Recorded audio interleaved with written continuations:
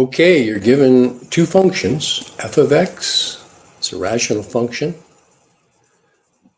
which is this red line is that graph, and g of x, square root of 1 minus x, which is this blue function. And we're trying to use Newton's method to find the x-coordinate of the point of intersection.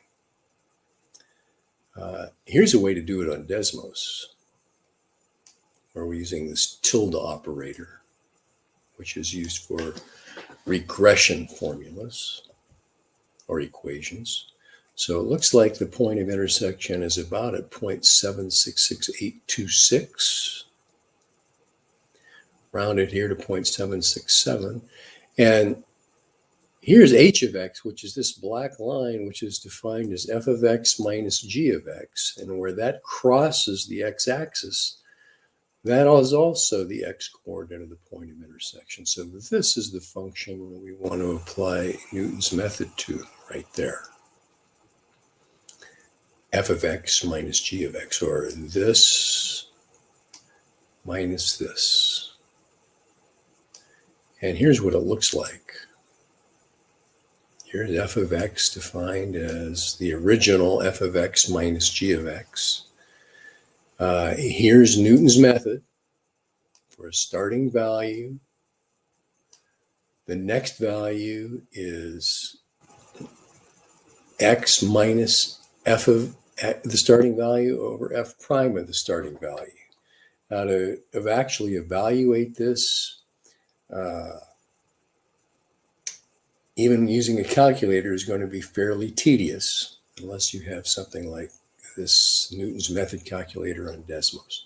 So here's f prime of x using the quotient rule on the first term and the power rule followed by the chain rule on the second one. This is what you end up with. So for this starting value of 0.75, x of 1 is going to equal 0.75 minus f of 0.75. Well, that means you got to put 0.75 in here, get a value,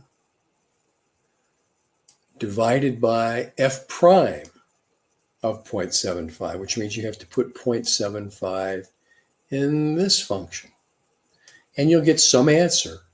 Well, it looks like you'll get 0.76696, whatever this is right here. And now you have to take that value and do the same thing.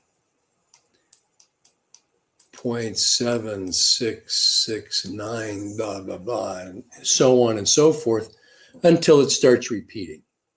And here you can see that x sub 2 and x sub 3 are different, but it looks like x sub 4 starts repeating. So there is the x-coordinate of the point of intersection of those two functions to 4, 5, 6, 7, 8, 9, 10, 11, 12 decimal places.